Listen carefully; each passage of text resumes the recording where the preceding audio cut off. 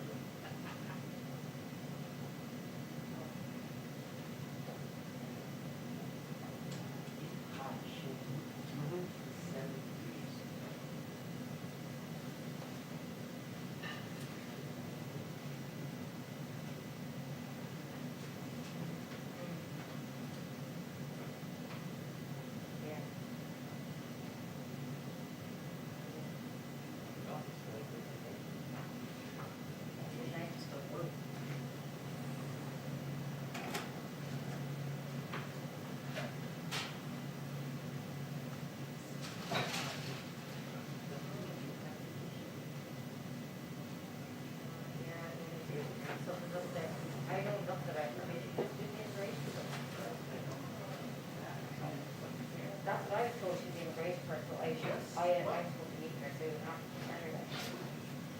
Another person, okay.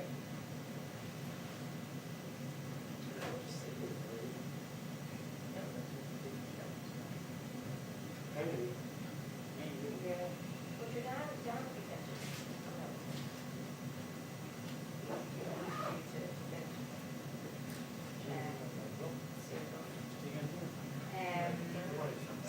So yeah.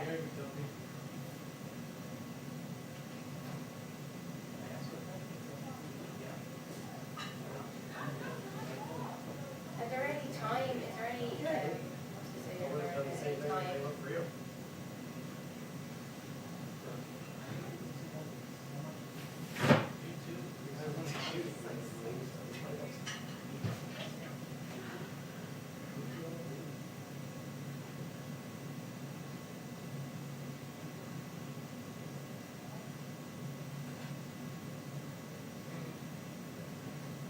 Which would be private, I mean, there'd be a private element to that, some of them would be public, we won't put in there, but yeah, there'll have to be a private bit to that, when you have that chat stuff, right?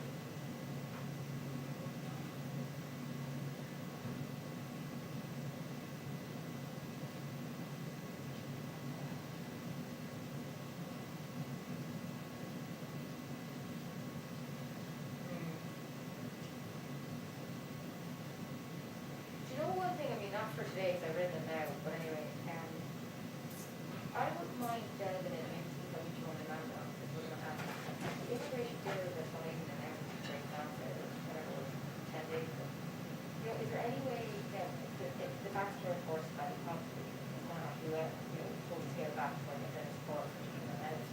But, like, is there any way we stick into that, make it personal voter immigration? Is that something, is that an option?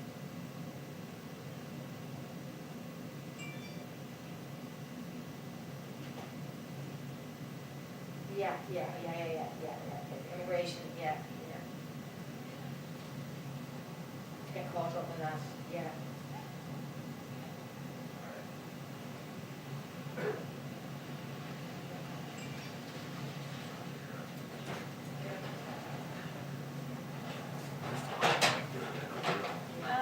He's okay. Is he coming for a man? Yeah. Yeah. That's good. I think we'll be done by like June. Oh. Yeah. And is he still, he has a little, hideaway, right? Yeah. Or something like that? Sounds like it. It's actually like the best thing that happened to us. I was trying to think if there was like a way to justify the cost when he's no longer doing the book. And there's not. There's no way to justify Oh, it. he's like renting.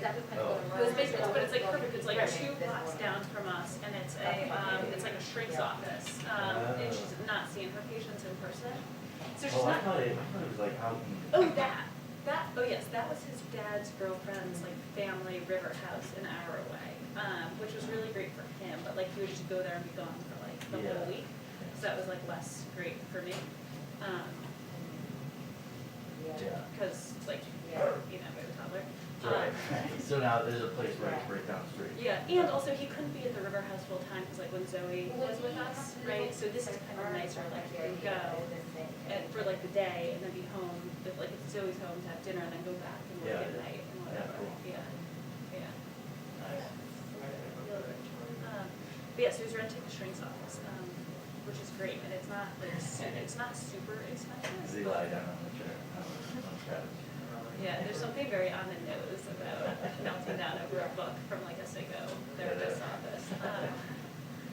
But, yeah, I think when he goes back to the journal, I was like, yeah, this journal just like cover this, but they've given you guys like no real money for It's a joke, and they're, apparently they're, I think it was yesterday, but the union filed a complaint. I mean, they should. They filed a formal I mean, complaint. you guys got what, like $200? $150.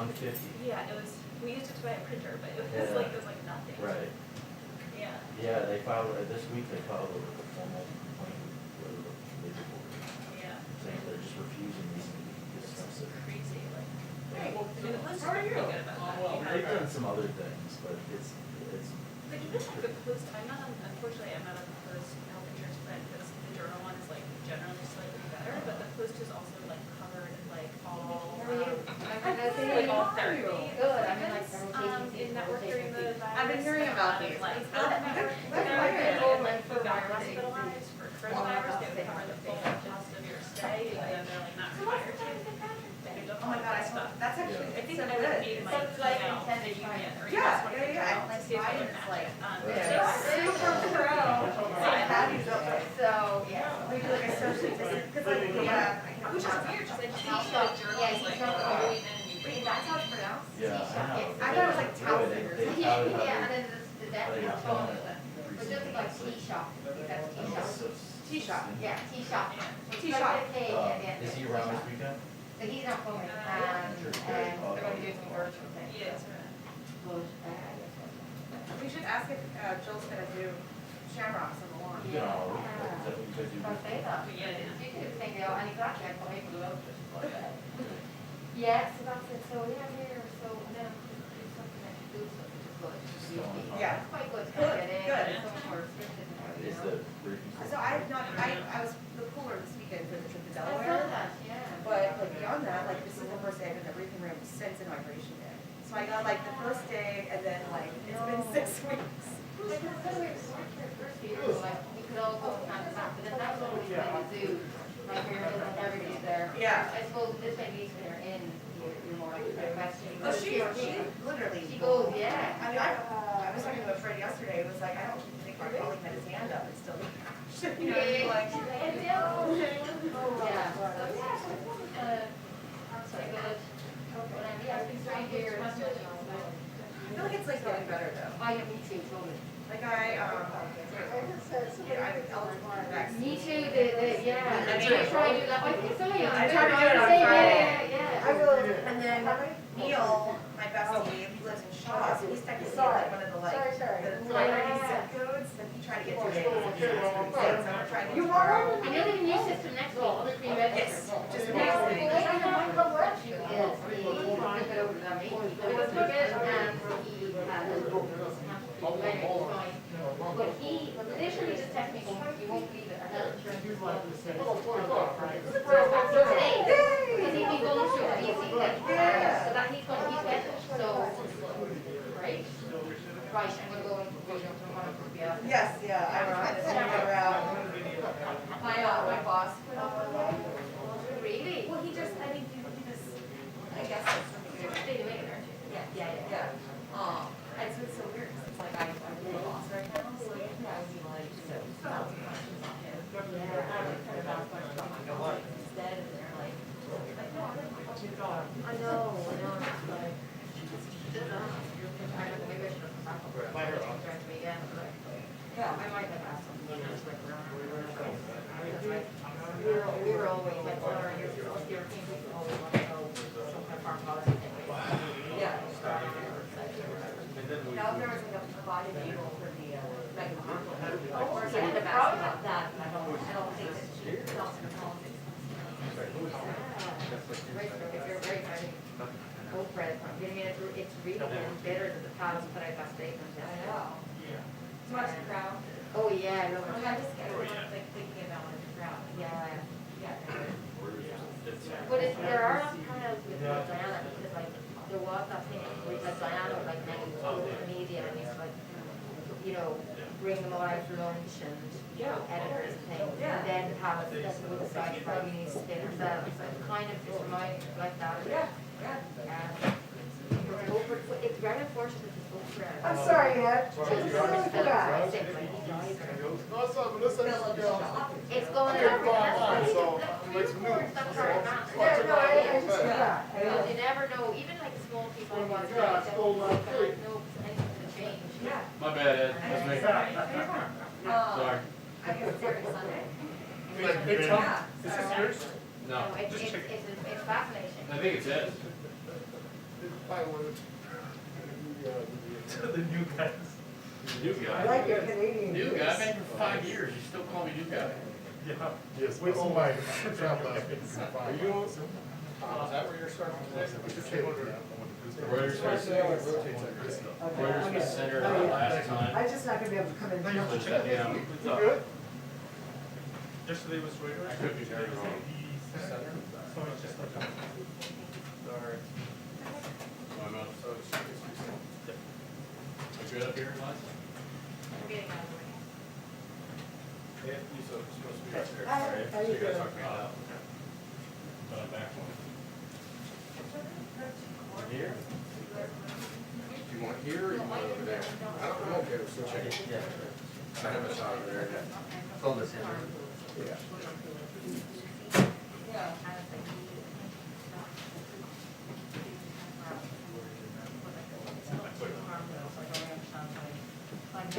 Do you need this still plugged in? While it's still on? Oh, yeah, definitely. Yeah, that, I mean, I will didn't check say with that. To see if you're on or not. I'm always on. I'm live. You're live? Yeah. Like, that's what's Canadian people are kind of different. Yeah. And then we're considered US because Oh, are you? Oh, that's interesting. So you were covered at the US. And we're all. Yeah, it is in America, yeah, they've been expanding in America already. Yeah. I know, I didn't quite out of that one, so I'm not.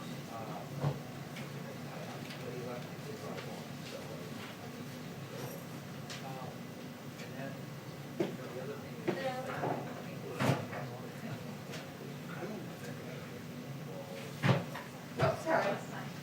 Look at you. Thanks. There's nothing wrong with this young man, all right?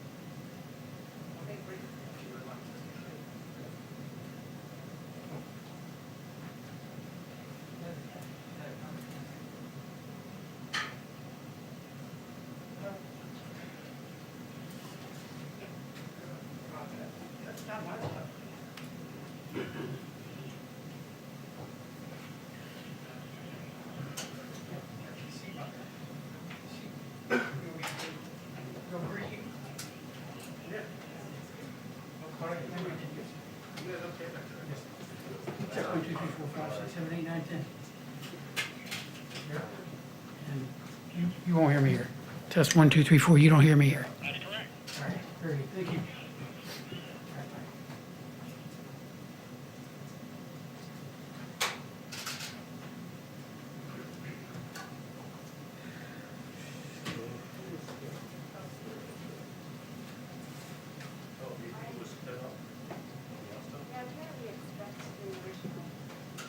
Yes. Yeah, right. Same order.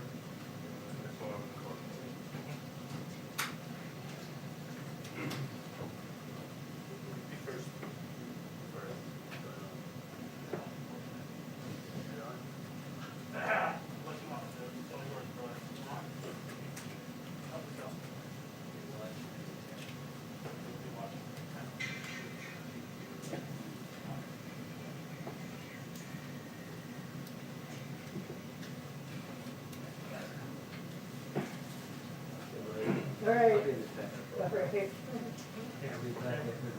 Okay.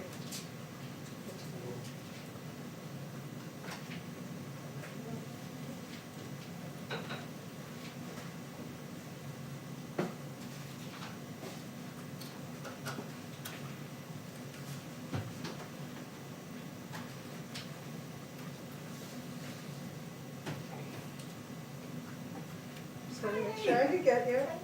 I'm good. Was it your birthday? No. No, okay. Sure. How are you? That's baby. She's 2 now. Oh. Not so much a baby, Yeah, not so much of it. but very fun. Seemed like it was yesterday. I know. So waddling around here. I know my baby's almost 30. 2-minute warning on the press briefing. 2-minute warning on the press briefing. Thank you. I know, that feels like it was yesterday too.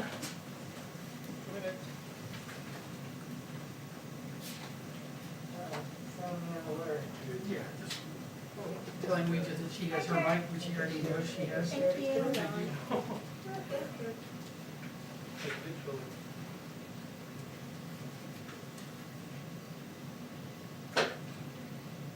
Hello, how are you? Oh, thank you.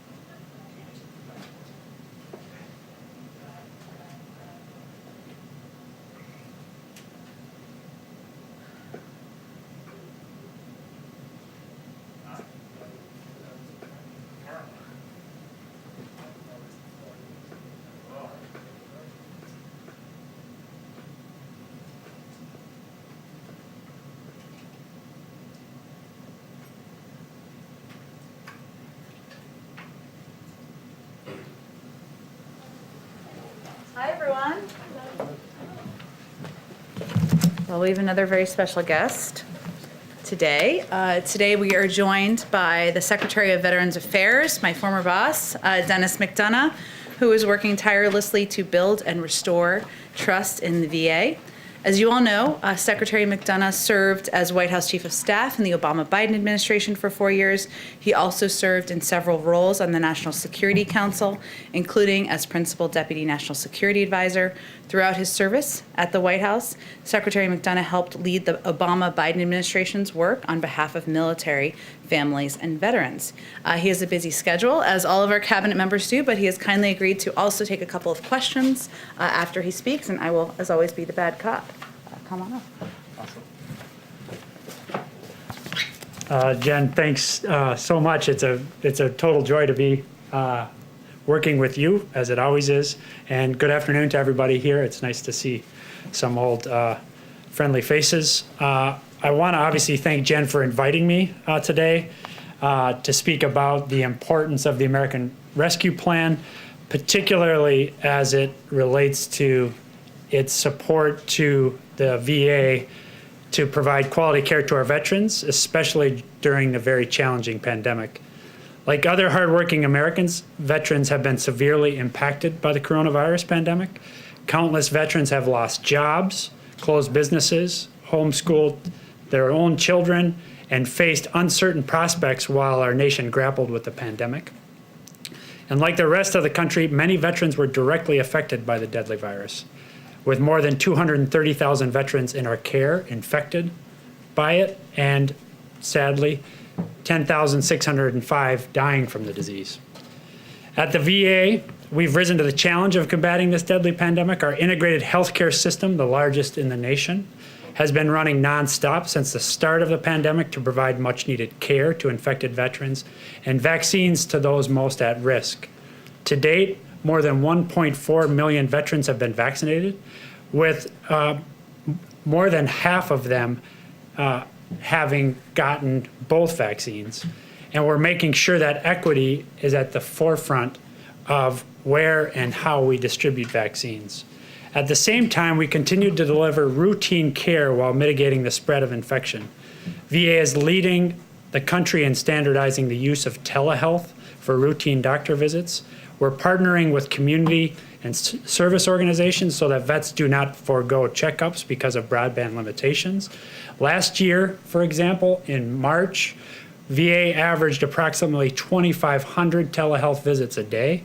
Last month, February, we averaged nearly 45,000 such visits a day. As you can see, this is a major increase, and we need the funding in the ERP to sustain this op-tempo for our veterans so we can continue to push through the pandemic. Lastly, before getting into a little bit more detail on the health situation, the Veterans Benefits Administration continues to help veterans cope with the economic impact of the pandemic, from helping veterans avoid eviction and foreclosure to making sure that veterans can continue to rely on their GI Bill to pay for tuition. We make sure that VA can continue to adapt to these challenging times, and the President's American Rescue Plan will do just that. It will provide $17 billion in additional funding to VA, to include at least $13.5 billion to improve our ability to provide medical service to veterans affected by COVID, $272 million to cut through the backlog of disability claims, and help us manage the compensation exams that have access to which have worsened as a result of the pandemic, and $386 million to develop a rapid retraining program for veterans unemployed as a result of the pandemic. Now, let me just give you one other figure for you to consider. Since the start of the pandemic, 19 million appointments have been changed, canceled, or deferred as a result of the pandemic, 19 million. What we believe is, obviously we've been able to compensate for those through the telehealth platforms, but not for all of them. And as a result of deferred care, which we're actually seeing across the healthcare system, not just in VA, we're gonna see increased cost. And the ARP is critical to our ability to make sure that we can keep up with those demands of the increased cost. So our department remains fully committed, obviously, to fulfilling the sacred obligation that President Biden has made clear we have to those who serve in uniform. The rescue plan helps us deliver on that promise, especially in this unanticipated and significant time of crisis. We urge the Senate to pass the much-needed plan as soon as possible, and I thank you again, Jen, for the opportunity to be here with you. All right, go ahead, Jeff.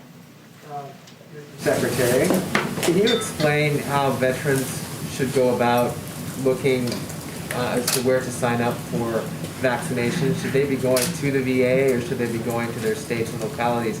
It's certainly been one of the trickiest parts of the vaccination process to figure out information on that. Yeah, so I want to start by telling, I think, what is a very positive story. Oftentimes you don't, at least we've not in the past been focused on good news stories about our scheduling process. Our scheduling process is actually working pretty well. And so the first answer, Jeff, is those veterans in our care, currently in the 75 and older and 65 and older, who are our particular focus at the moment, should be hearing from our schedulers. And our schedulers are in contact with them. And if you just take an example of the VA here in DC, they're moving through on some days, something like 80 veterans vaccinated in an hour. Now, that's obviously because of the vaccinators, it's because of the pharmacists, it's because of the nurses, but it's also because of the schedulers. And they're doing an amazing bit of work. So the first thing is they should be hearing from our schedulers. The second thing is we have a bunch of information on our website at va.gov, including how to get access to opportunities.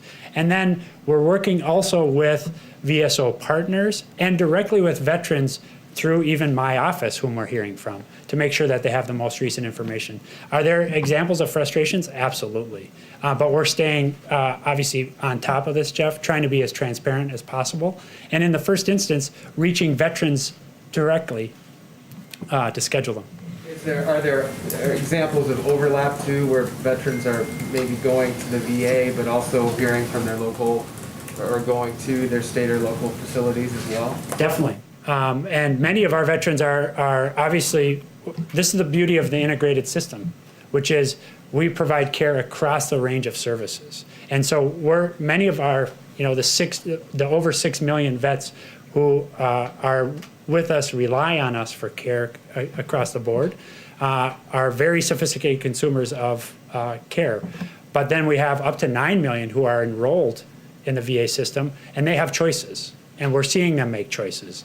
But again, we are trying to be as affirmative and on the front foot as we can be, so that we're providing that kind of information. What I'm getting at, and sorry to ask one more, isn't there some inefficiency there that would be a problem? Like if veterans just knew we can get our shots from the VA, that will clear space at these other facilities for other people, and it would ideally give them priority at the VA. Yeah, and I guess my answer isn't that there's not overlap and that there's not competition. There obviously is. But I think what we are seeing, Jeff, is that we are very efficiently moving veterans who qualify through the system, and we're hearing very positive feedback on that. There inevitably is going to be some overlap, and that's what we're trying to get ahead of with forward contacting and also providing information as clearly as we can about dates and times for vaccinations, how those clinics are going to function, but also not have it just be a jump ball, actually have it be scheduled so we can efficiently get vets through the system. Thank you. Thank you, Mr. Secretary. Can you talk about what the biggest challenges are in getting as many veterans vaccinated as possible? And secondly, is a part of that hesitancy at all? Because I know Pentagon officials have said about a third of troops have not opted to get the vaccine. Yeah. So what are the challenges, and does that include hesitancy? Well, the biggest challenge is supply, and that's why we really need the American Rescue Plan. You've heard the president say this, you've heard Jeff Zients say this, you've heard Jen say this. We have more demand right now than there is supply. And that's notwithstanding the fact that the COVID coordinator, the president, have really cranked up supply week on week, including with these several innovative actions even over the last several days with Johnson & Johnson and enhancing the manufacturing capacity. So the big challenge for us is supply. From what I hear from our docs is from the moment we get it, our allotments are in arms within 2 to 3 days. Okay, so I think that's a pretty remarkable throughput. Now on hesitancy, our lead doc on this testified last week to Congress that, in fact, we're surprised that hesitancy is less than we feared. Now, that doesn't mean that we're not going to confront it. But right now, we're seeing significant demand, that demand outstripping supply, and that demand consistent across categories. In fact, our performance among Black vets, Latino vets, and white vets is pretty consistent, if not outperforming in Black and Latino vets, white vets uptake. Nevertheless, this is going to be a problem going forward, so we're working very closely with our VSOs, very closely with Congress, and then very closely to tell the story of the more than 1.4 million vets who have gotten vaccinated to date. We're talking about what that experience has been, which is overwhelmingly positive. But we need the funding from ARP to get this done. Follow on the supply, is there a set amount that you're getting every week from the administration, and have you asked Jeff Zients to increase that? There is a process, well-established process that's run through the interagency, so we get our allotment every week out of that process. We then channel it out to what we call our VISNs, which are our regional setups across the country, based on their population of the target populations. So we have a very straightforward, transparent process by which we get our allotment and dish it out. Now, I think the question over time is, we're trying to demonstrate at VA that we're very efficient at moving it through, in the hopes that as there's extra, that it comes our way. So for example, about 3 weeks ago, there's 200,000 doses. That was additive to our allotment, and as with everything else we're getting, we move that quickly through the system into vets' arms on a very clear, efficient process. Thank you. On another topic, as the Capitol's on alert today, I wanted to ask you about the veterans who played a role in the January 6th attack. We've seen 30+ veterans be arrested for participating. We see these militia groups that are actively trying to recruit veterans. What, if anything, can the VA do? Are you considering doing to try and combat some of this? Yeah, so I also, just to fill out the story, I also saw veterans on that day, including members of Congress who were veterans doing remarkable things, including members of the DCPD and the Capitol PD, veterans doing remarkable things. And so I think it's a full picture there that underscores that basically veterans continue to play a critical role in the country even after they retire from active duty, and we're very proud of that. As to the questions you raise, we'll take a look at that. We don't have anything specific to announce now, but again, I want to make sure that we have a full picture of things like remarkable members in the House. Mr. Gallego is one who comes to mind. Senator Cotton in the Senate. These people taking concrete action in support of democracy on the ground that day, they're vets too. Phil? Thank you, Mr. Secretary. Two, if you don't mind. The first one, COVID related. You talked about missed appointments and kind of what COVID has taken away. When it comes to suicide, what is the VA doing right now tangibly to reach out to veterans proactively? Not just messaging campaigns, though I know those are important, but to proactively reach out to veterans to ensure that needs in that general area are being met. Yeah, it's a major priority for obvious reasons, and it's heartbreaking. Any individual suicide is absolutely heartbreaking, and we're very focused on reducing these. The most important set of lessons I think we have to draw from is the availability of telehealth platform. Demand for mental health services is up. I think that's a good sign because it speaks to the fact that stigma is being reduced. However, there's still too much. And that is part of, that's the first half of the answer to your question, which is we're not just passive waiting for vets to come to us. We're also then working with our providers and with local communities to ensure that we have a good sense of at-risk vets and that we're establishing contact and ways to be in contact with them affirmatively. Lastly, Congress has given us additional authorities on this, and we're going to use them.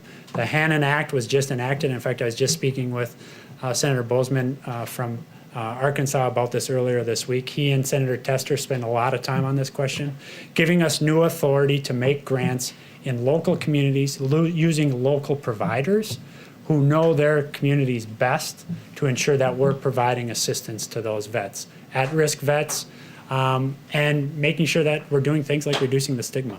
So that's what we're doing, Phil. And then just real quick, from a policy question, I know this came up during your confirmation hearing, but do you have a plan right now to either reverse or significantly revise the community access standards through the VA Mission Act?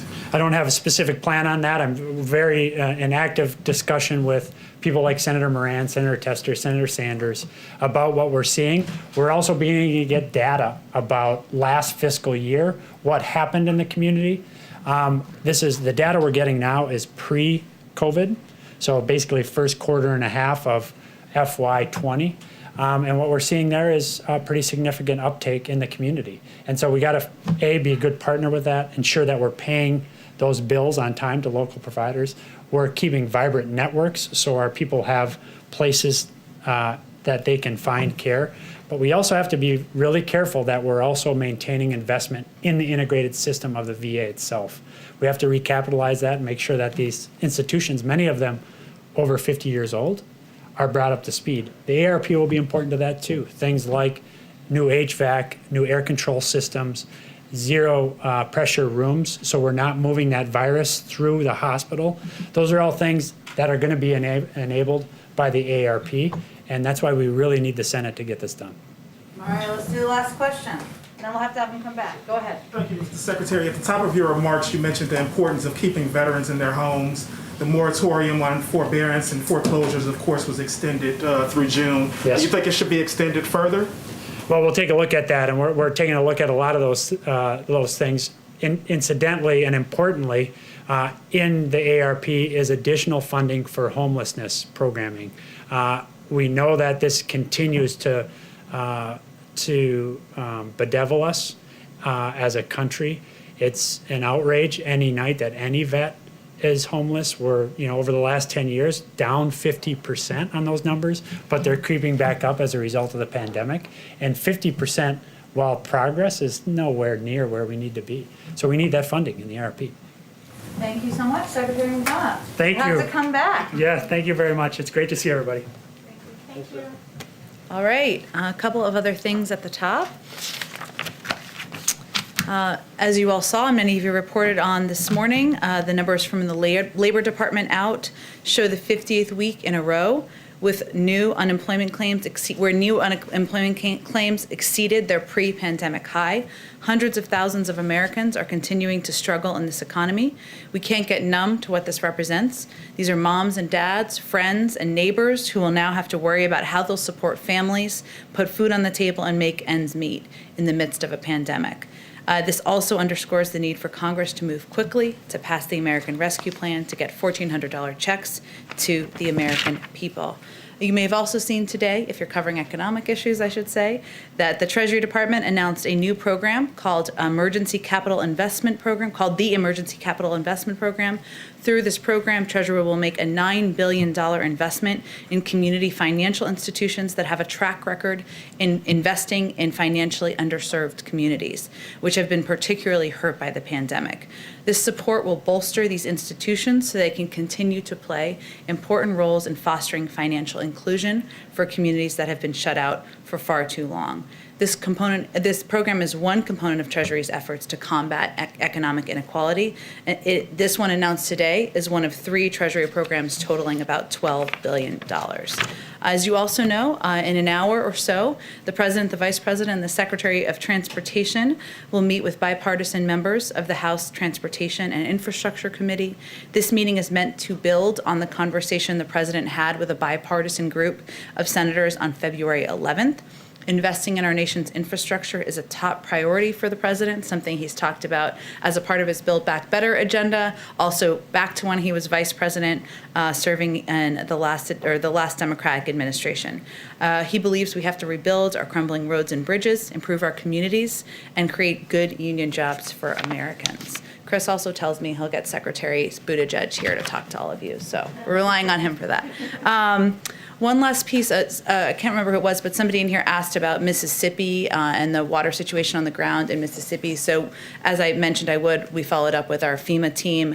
We're of course continuing to closely monitor the situation in Jackson, Mississippi. We're not currently tracking any requests for federal assistance through FEMA from the governor, which is how of course that process works. As it relates to Jackson, the Mississippi State National Guard has numerous water distribution sites in place, and the federal government, including the EPA, remains in close touch with the governor and mayor to offer support. Alex, why don't you kick us off? Sure, thanks, Jen. Two questions. Let's start with international. What is the U.S. doing to help free AP journalist Thein Zan and other journalists detained in Myanmar, including the ongoing crackdown against protesters there? Has there been any outreach to authorities there, and what's been the response? Well, I will say first that the detainment of journalists, the targeting of journalists and dissidents is certainly something that is of great concern to the President, to the Secretary of State, and to every member of our administration. And certainly this issue has been raised the issue broadly is raised in virtually every diplomatic conversation that members of our team have. As you're very familiar with, the situation on the ground in Burma is troubling. We've obviously been working closely with our partners in the region. We've taken sanction steps, as you know, to send a clear message that it's unacceptable. I don't have any diplomatic conversations to update you on. Those would likely happen through the State Department, so I would certainly suggest you reach out to them directly. And then domestically, we've seen a couple of high-profile IG reports out this week about former Trump officials. Does the President believe that Inspector Generals should continue to investigate and potentially pursue punitive measures against these Trump officials that are no longer in office, or does he think it's time to turn the page? Well, as you know, the Department of Transportation Officer of Inspector General initiated the investigation into the former secretary during the Trump administration and completed the investigation under the leadership of a Trump-appointed Inspector General. The Inspector Generals across agencies are independent for a reason, and we certainly respect their role in moving forward or seeing those investigations through as they see fit. Go ahead, Mary. The governor of Mississippi has responded to the president's comments yesterday, and he seems to have taken offense at some of the president's language. He says Mississippians don't need handlers. I just think we should trust Americans and not insult them. He's making an argument that this is really about personal liberty here. Does the president have any second thoughts about the language that he used yesterday, and how does comparing someone to a Neanderthal help convince them to change course and get on board with your public health message? The behavior of a Neanderthal, just to be very clear, the behavior of. Look, I think the president, what everybody saw yesterday was a reflection of his frustration and exasperation, which I think many American people have, that for almost a year now, people across the country have sacrificed. And many times they haven't had information they need from the federal government. They haven't had access to a greater understanding of what the public health guidelines should look like. And those include many, many people in Mississippi, in Texas, in Ohio, Florida, in every state across the country. And he believes that with more than 500,000 Americans' lives lost, with families that continue to suffer, that it's imperative that people listen across the country, whether they live in a red state or a blue state, to the guidance of public health experts. At the same time, you've watched the president closely for some time, Mary, as you all have. He's going to engage with and talk with people who disagree with him on a range of issues, including this one. But he believes that if we're going to get this pandemic under control, we need to follow public health guidelines. He simply was asked the American people to abide by wearing masks for 100 days. We're at about day 40. Are we at day 40? Around there. 60 more days. That's what he's asking, and he's certainly hopeful that businesses and people across the country will continue to do that. Has he reached out to Governors Reeves and Abbott to convince them to try and change course here? I don't think his view on mask wearing is a secret. They're certainly familiar with it. He's talked about it many, many times, and I'm certain when he speaks with them next, he will convey that directly. The president has said that he hopes, he's hopeful that by this time next year we may be getting some semblance of normalcy again. Mm-hmm. Is there a concern that as we see states like Mississippi and Texas take these actions, if others follow suit, that could shift the timeline, that a few states could set back the timeline here? Well, what the president has said publicly and certainly conveyed to all of us is he can't do this alone. The federal government cannot do this alone. This is going to require additional sacrifice from the American people. He doesn't think that's easy. None of us think that's easy, but he has ordered enough vaccines to ensure everybody in the country is vaccinated. And we will have those vaccines by the end of May. But it will require ongoing social distancing, ongoing mask wearing, as we've been talking about, and it will also require the American people getting the vaccine. He can't force individuals to do that. So he can just project the recommendations of public health officials. He can take steps, as he has over the last couple of days, to ensure that communities are prioritized who are playing key roles in society, but he can't do it on behalf of the public, and it is going to require the public to play an important and vital role here too. Just one question on vaccines. You know, the president has been pretty critical of the prior administration's handling of this pandemic, saying you inherited a mess here. But when it comes to vaccinations, you are following some of the same playbook here. So does the prior administration deserve some credit for laying the groundwork? Which ones are we following? Well, for instance, former Trump HHS Assistant Secretary Admiral Brett Giroir has said that you're following 99% of the playbook they created on vaccines. He has said that the prior administration deserves more credit here for at least getting the ball rolling on some of these. I don't think anyone deserves credit when 500,000 people in the country have died of this pandemic. So what our focus is on, and when the president's focus is on when he came into office just over a month ago, was ensuring that we had enough vaccines. We are going to have them now. We had enough vaccinators and we had enough vaccine locations to get this pandemic under control. There's no question, and all data points to the fact that there were not enough of any of those things when he took office. We are open-eyed about the challenge we continue to live under, and that's why he has been focused every single day and doing everything possible to get the pandemic under control. But there were shortages in all those areas which were preventing us from moving forward on getting the pandemic under control. Go ahead. I have a couple on the COVID bill, but to start with, the previous administration put an end to regular reporting of specific troop levels in Afghanistan, Iraq, and Syria. I understand this is the Pentagon's bailiwick, but will the president commit to once again reporting specific troop levels in those three countries under his administration? Well, certainly, we, of course, would work with the Pentagon and our national security team to ensure that transparency remains a priority, or is reprioritized, I should say, under this administration. I mean, I'd have to talk to our national security team and our team at the Pentagon about any restrictions they have, but that remains a vital priority for this president and something I know he's projecting to his entire team. And on the COVID bill, last night when the president was speaking to House Democrats, he said, I know we're all making small compromises, as he tried to work everybody to support the bill or thank them for supporting their version of the bill. What exactly has the president asked moderates to compromise on in this process up to this point? You'd have to ask them that question. The president has been clear that he is unmovable on the size of the package, $1.9 trillion. And as you know from covering the Hill, that was a size that some expressed concern about. He has been unmovable about his view that Americans who need help the most should get $1,400 checks. There were some who spoke openly about their concern about that. And he has been very clear that state and local governments need assistance now to keep cops on the beat, to keep teachers, to keep firefighters employed, and to keep state and local governments functioning. I'm sure there may be other issues that they have concerns about. I'll let them speak to that. But he has been insistent that the scope of the challenge requires this size of a package. And in order to address these twin crises that we're facing, it needs to have these key components included. And then last one, again from the president last night to House Democrats. He made the point to them that this will make everything more possible to get done, I think I'm quoting properly there, passing this now.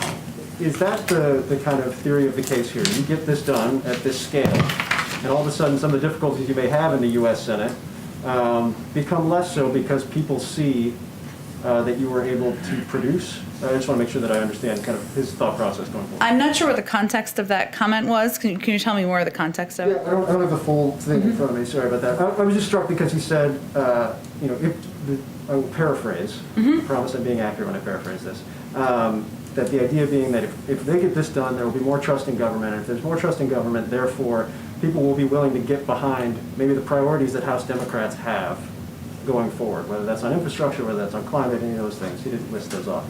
And so I guess that's my question is, does the administration look at the American Rescue Plan and say, this is our springboard to doing even more broad-based, more bold, in the words of the administration, legislative proposals in the future? We don't look at it through as political, legislative of a lens as you just outlined, but I will say that the president came into office knowing that getting the pandemic under control, helping address and put people back to work, the millions and millions of Americans who are struggling to make ends meet, the 1 in 7 American families that can't put food on the table, that he knew that those would be his top 2 priorities, his top 1, 2, 3, 4, pandemic, economic recovery, pandemic, economic recovery. And that is what this package is meant to help address. And what I've heard him say, and this sounds consistent with that, while I don't know the full context of this, is that of course he wants to build his agenda beyond getting the pandemic under control, beyond addressing and stemming the tide of an economic crisis, because he believes that investing in infrastructure is imperative and long overdue. He believes that modernizing our immigration system is long overdue and is good for the American people, good for our economy.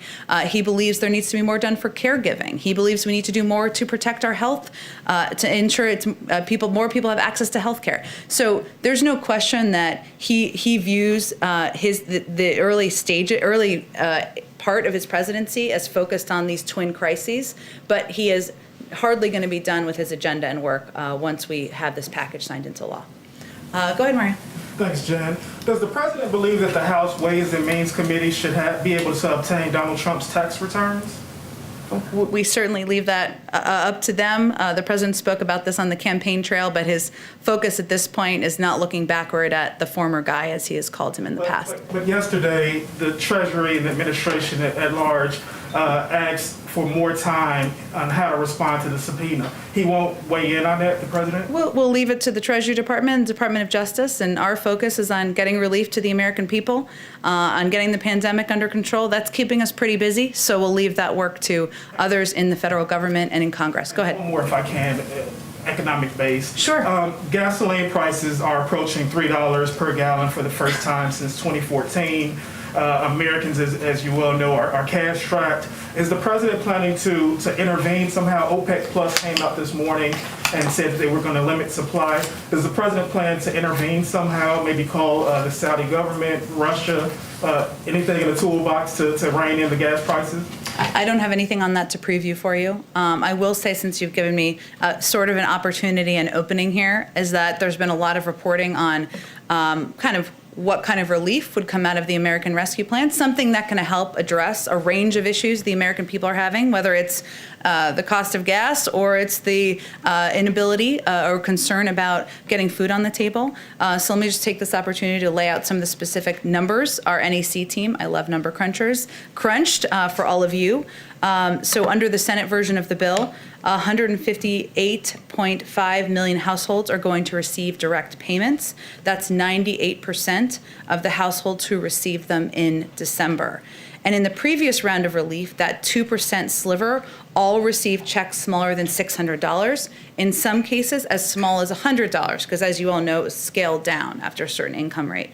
Under the rescue plan, almost all of these 158.5 million households are going to receive checks that are more than twice the size of the previous round, not to mention the 66 million kids who will benefit from the expanded child tax credit and 17 million adults who will benefit from the expanded earned income tax credit. Because of course there are many tax components, as you all know, in addition to the direct checks that are included in this package. So just wanted to give a little number crunching laydown. Go ahead, Jeff.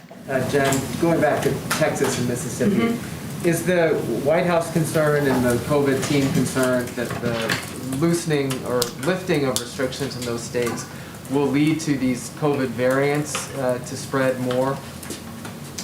Well, one of the reasons that our health and medical experts have continued to call for the American people to wear masks, to social distance, to get whatever vaccine they have access to, is because many of them of these vaccines have shown to be effective in addressing the variants, and because we've seen a spread of variants reportedly in some of these states. So I would say, Jeff, that our concern here is on the health, welfare, well-being, and survival, frankly, of people across the country. And in states where the guidelines are not, or where the recommendations from leadership is not following health and medical guidelines, we have concerns about the impact on the population.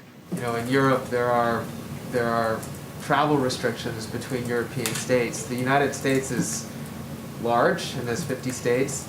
Is there any discussion of restrictions for traveling between states when different states have such different ideas about how to fight COVID? And would you encourage or discourage other Americans from traveling to Texas or Mississippi right now? I'm not aware of any discussions, and I certainly wouldn't do that from here. But I would just say, Jeff, that we are going to continue to use every method of the bully pulpit at our disposal to convey directly to people living across the country, including in many of these states, that mask wearing, social distancing, getting access to the vaccine is the path to go back to normal. And that is how we are going to get it done, and how the American people can return to, believe me, I'd love to take my kids to birthday parties and to parks and to go to a restaurant. I haven't been to one in a year. We all want that. This is the pathway to do that. And that's what we'll continue to convey. Go ahead. One more quick one on another topic, I'm sorry. The Yeah. Capitol is on high alert today because of the potential of an attack related to a conspiracy theory about this date. Is the White House taking any additional security measures, and can you share any intel or readout about what you know about the threat?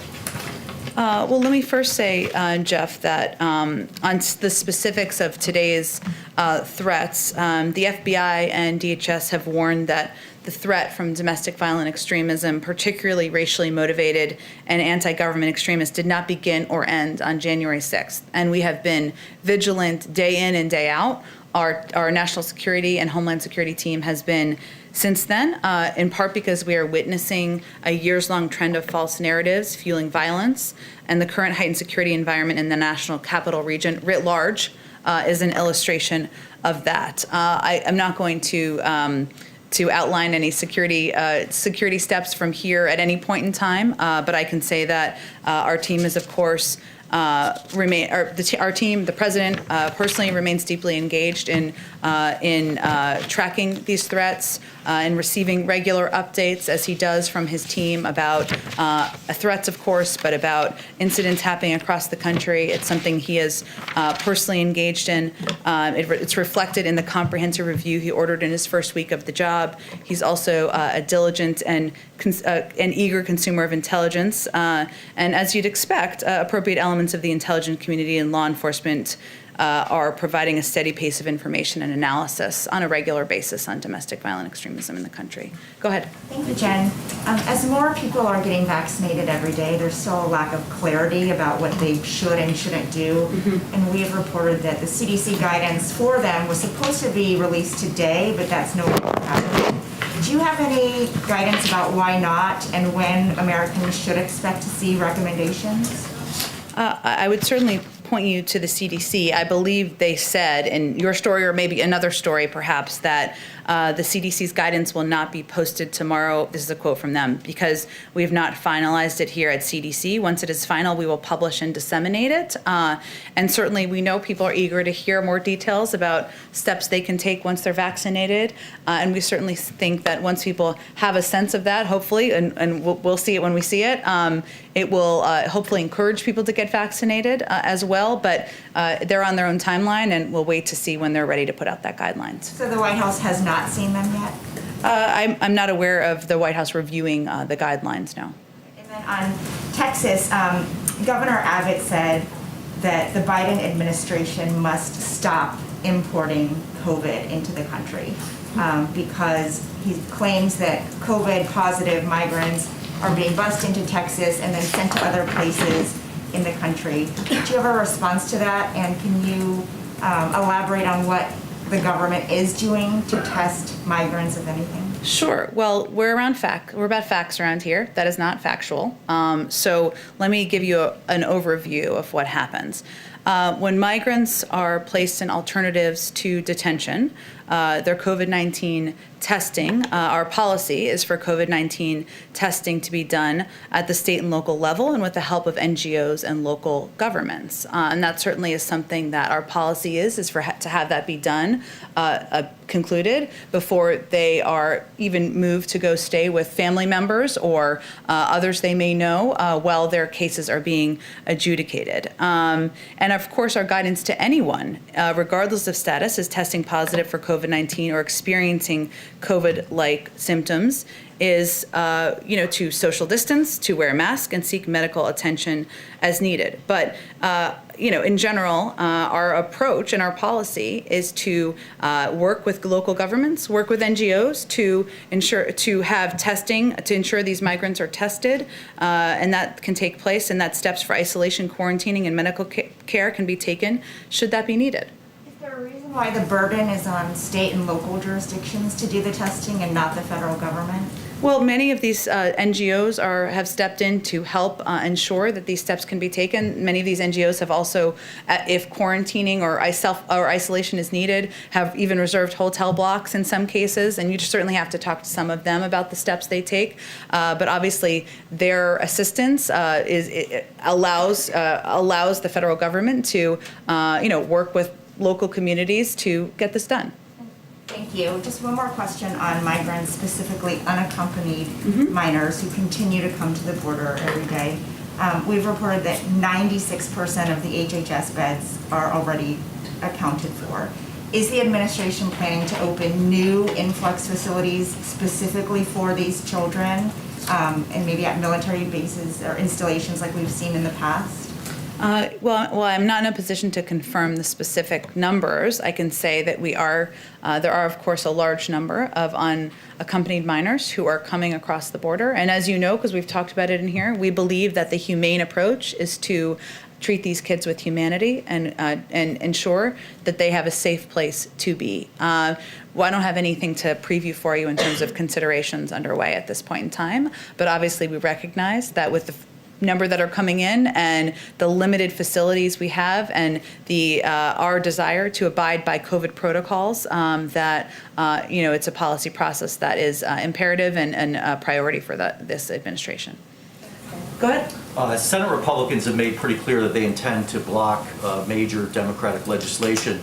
Given what the president has said about that, has he given more thought to the filibuster and making changes to that? Is he having discussions on that front? Which piece of legislation are they intending to block? HR 1, policing reform, there's some union-related legislation that the House is looking at next week. Well, our view is that voting rights, addressing needed reforms of unions, that moving forward on a number of long overdue policy efforts by Congress is too important to prejudge what the outcome will be. And we've certainly seen the threats by some in Congress, but we're going to continue to work to see if there's a bipartisan path forward. So he is not considering looking at the filibuster, pressing his Senate colleagues? His policy has not changed on that issue. He believes that there is a path forward to work with Democrats and Republicans to get business done for the American people, and he'll continue to make that case. And secondly, why hasn't the president signed the paperwork to lift raise the refugee cap? The State Department has been booking flights, but has since canceled those. Well, I would refer you to the State Department. I know that they have to have systems in place in order to implement policies like that, but will have more details on where things stand. And just lastly, on HR 1, it includes some restrictions on so-called dark money, secret money. The president, his allies have just formed an outside group. Will he instruct them to make those donors to that group public rather than keeping them secret? Well, I'm not sure he's in the position to instruct them. That's not the relationship we have, but he certainly can. I would refer you to them on what their policy is going to be for making donors public. He can make his position known, though, right? And he's spoken to this issue in the past, but I don't have anything I would point you to the outside group for any further comment on that. Go ahead, Ashley. Thanks, Jen. A few questions. There were a few late changes in the COVID relief bill that could help several states, including Alaska, by increasing funding for lower population states, as well as adding money for tourism and seafood processors. Did President Biden sign off on these changes personally, and was this aimed at all at getting Senator Psaki to support the bill? I would say the majority of negotiations at this point are between senators themselves in Congress, and that's where the discussions are. Of course, the president is engaged with members, as you know, who are here sometimes in the Oval Office, who he talks to on the phone, but I'm not going to outline any more particulars for you other than the majority of negotiation is between senators in Congress. And on schools, we know the administration's goal for the first 100 days. Can you talk a little bit about what the public should expect for the fall when the new school year will start, what the goal is and what the reasonable expectation should be? Well, we don't have new goals to outline, but I would tell you that now that we have a Secretary of Education in place, his number one priority is ensuring schools are open, that they're open 5 days a week, that schools have the information they need to put in place the mitigation steps. Obviously, we need the money from the American Rescue Plan to get that done in certain communities, but our objective is for schools to certainly be open. Fair? Is it a reasonable expectation for parents and families to expect that kids will be back in what we think of as a more traditional classroom setting 5 days a week for the next grade in the fall? Well, that certainly is our hope and our objective, but the Secretary of Education is going to be leading this effort. He's going to have a summit he's announced. He's going to be working closely to help school districts work with them to implement these guidelines that have been put out by the CDC, and so I expect he'll have more to say on it. Lastly, how quickly does President Biden plan to move to name a replacement for Neera Tanden? I don't expect to have an announcement this week. Beyond that, I don't have anything to preview for you. I would say our focus right now is on getting the nearly half a dozen cabinet nominees, including our nominee to be the Attorney General of the United States, through Congress, because those are essential roles we need to have in place leading these departments. As you know, he's nominated an incredibly qualified and well-respected woman, Shalanda Young, to be the deputy at OMB, and we're certainly hopeful Congress will move forward on that, and then she would be in a place to be the acting head while we go through the process of nominating a replacement for Neera. Go ahead. On the border, is the White House or the administration planning to ask FEMA to assist with the influx of children coming across the border? And if so, does that mean that you consider it an actual genuine emergency? Well, I would say that that's probably a question for the Department of Homeland Security, who obviously oversees that, and the Department of Health and Human Services, who oversees the facilities and the shelters where these kids are.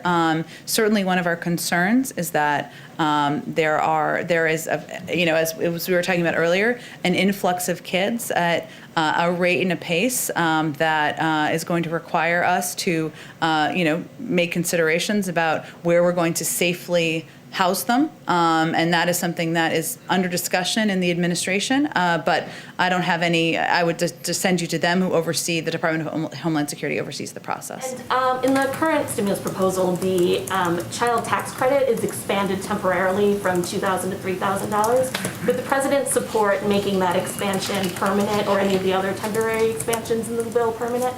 Well, the president is interested in exploring options for making the child tax credit permanent as part of the Build Back Better agenda. He's been heartened to see bipartisan support for ideas like this, including from Republicans like Senator Romney. But we'll have more to say about all of that once we get the rescue plan passed. And just one more. The president has traveled back to Wilmington a couple of times since taking office.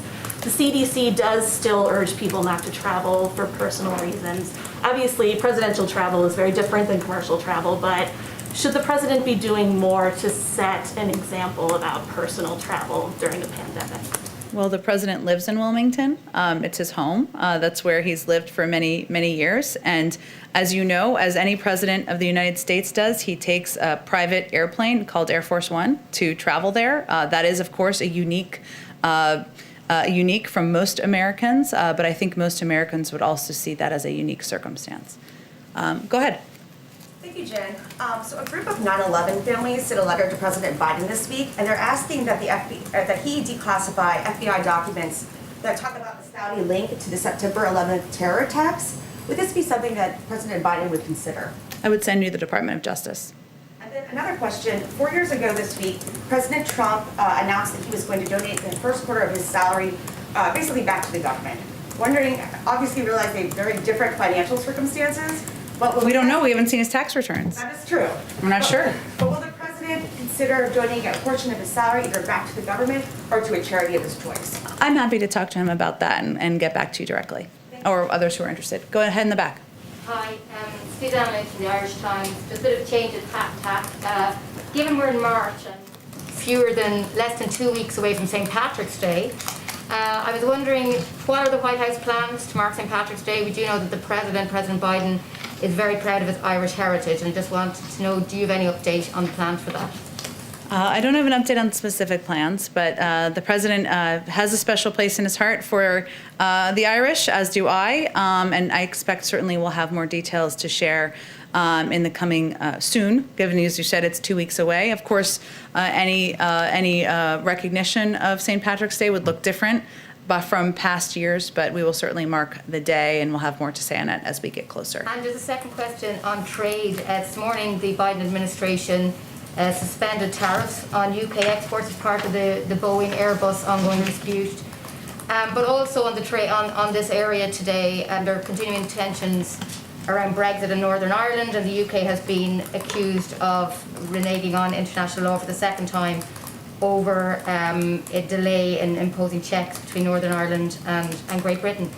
Just those two aspects, in terms of a UK-US trade deal, where do two things stand now at the administration? Is a UK-US trade deal a priority for this administration?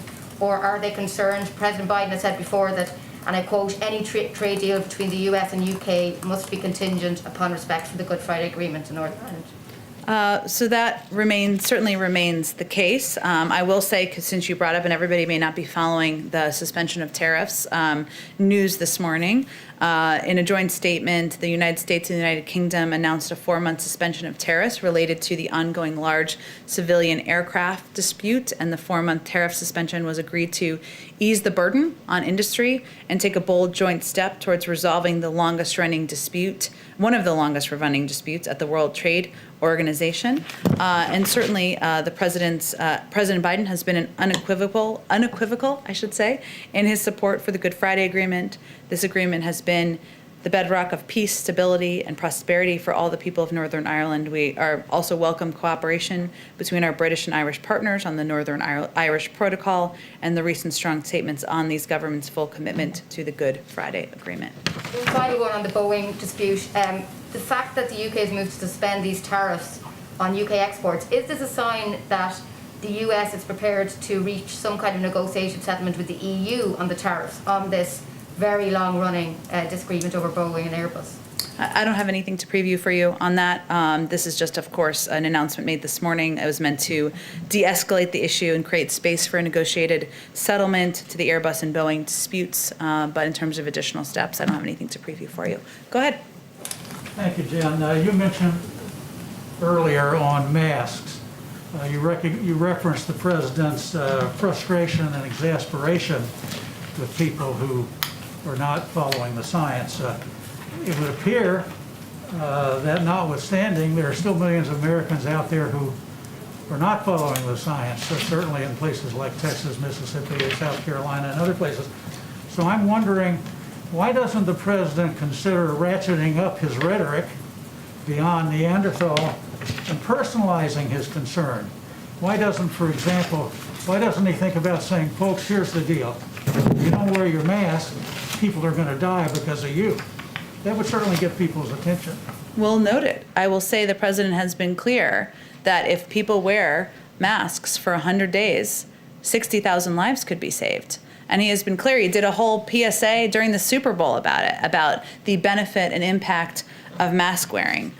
He also, though, does not believe that people of any state or any American should be hurt by the guidance of their leadership. And so that's why he's spoken directly to the American people. We all are trying to, about the impact of mask wearing, of social distancing, and of taking the vaccine when people can have access to it. Go ahead in the back. To the EU and China, what does the president expect from the Europeans in terms of confronting China, which he calls a strategic competitor? And how does the president see the EU-China investment deal which they struck shortly before he took office? Well, I will say first that in the president's engagements with leaders in the European Union, which were many of his first and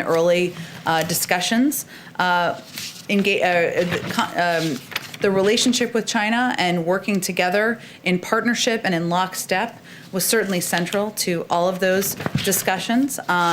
In terms of the specific trade agreement or negotiations, I guess I should say, that was announced shortly before he took office, I believe we spoke to that at the time. I don't think I have anything new to preview or convey to you about that. Thank you, Jen. Oh, sorry, I didn't get to one person.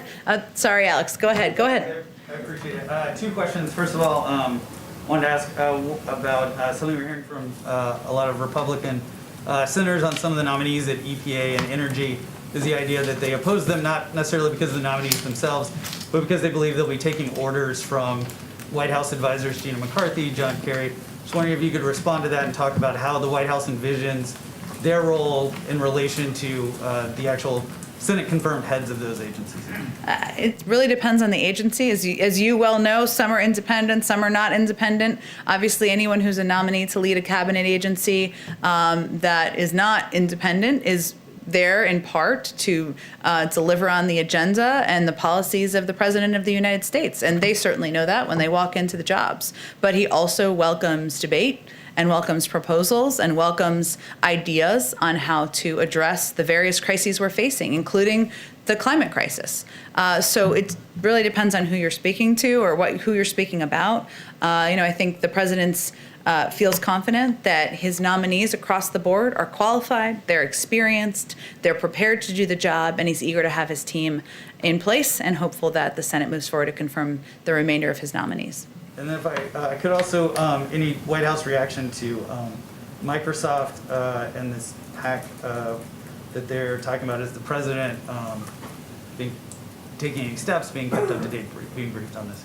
I'd have to talk to our cyber team about that and see if there have been any updates or briefings on our end. Go ahead, Ashley. Following up on Shalonda Young, you said that the hope is that she'll be the acting director. She has a ton of support on Capitol Hill from the CDC, from House Democratic leadership. Why has the administration not just gone ahead and nominated her to be the official director? Well, the president thinks so highly of her. He nominated her to be the deputy director of OMB, which is a very senior and significant job and role in the administration. All I was conveying is how the process works. If when the deputy is confirmed, knock on wood, they will then become the acting director. Hence, there is a need and an imperative to move forward on that quickly. I will reserve his space for him making his own decision about who is going to lead the budget department. We certainly know there's lots of support on Capitol Hill, and again, he thinks so highly of her, he nominated her to serve in a senior role. He thinks so highly of her. I guess, why is the obvious next step not just to appoint her to that top position? Well, Ashley, there's a range of individuals in the country who are qualified for the job, so we'll leave him the space and time to make a decision about who he'd like to nominate as a replacement for Neera Tanden. Okay, last one, actually, I'm sorry, we've gone over now. Go ahead. Jen, just a quick follow-up. Did the president directly speak to Alabama Governor Kay Ivey, who's actually said that she's going to extend her? She did, and I meant to raise that. I'm not aware of a direct conversation between them today. Obviously, the president's view and his support for the mask mandate and encouraging people to wear masks, given the advice of his health and medical experts, is well known. It's something he's raised on calls with governors. Our health and COVID team has raised on calls with governors, but I'm not aware of a direct call between them today. Do you know if he's talked to any other Republicans who might be flirting with this idea of opening prematurely? I don't have any other calls to read out for you at this point in time. Thanks so much, everyone.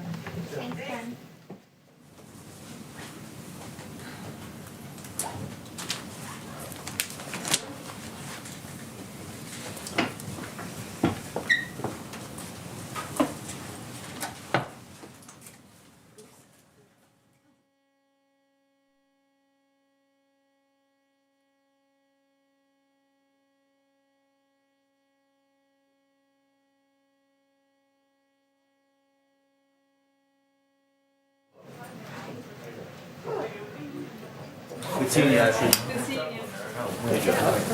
Are you sticking around? Yeah, no, man, I'm not like to pack everything me I'm working in the basement, so. Okay, I come down and say hello.